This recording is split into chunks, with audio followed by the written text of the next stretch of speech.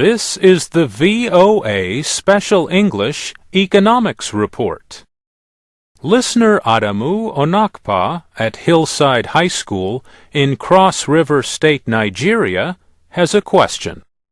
How can the United States be both the richest nation in the world and the biggest borrower? Part of the answer lies in how you look at borrowing. Generally, a nation's public debt is considered along with the size of its economy in terms of the gross domestic product. GDP represents the value of all goods and services produced within a territory in a year. The United States debt is the world's largest, more than $8.5 million. But so is the GDP, more than $12 million. Economists often look at public debt as a percentage of gross domestic product. Measured this way, the United States had the 35th largest debt last year, about 65% of GDP. That was less than Canada, Germany, or France, and a lot less compared to Japan and Italy. Both have public debts larger than their GDP. So in this way, the United States debt is not considered oversized compared to other developed nations. Still, many experts remain concerned about federal budget deficits.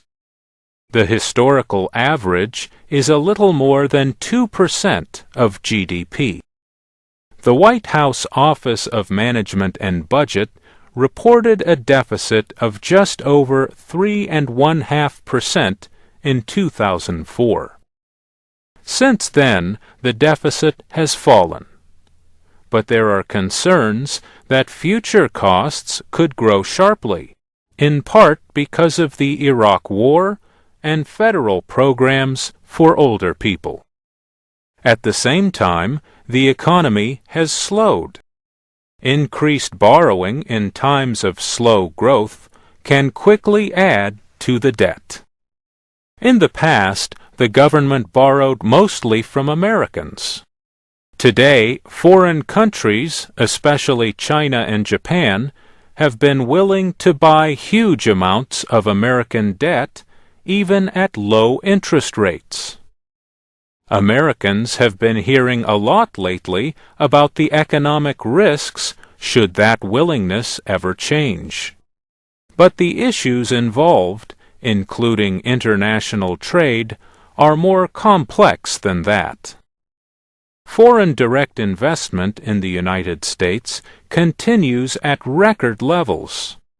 The Congressional Budget Office says America's foreign investments add up to almost $10 million. And that is more than the size of its debt. And that's the VOA Special English Economics Report.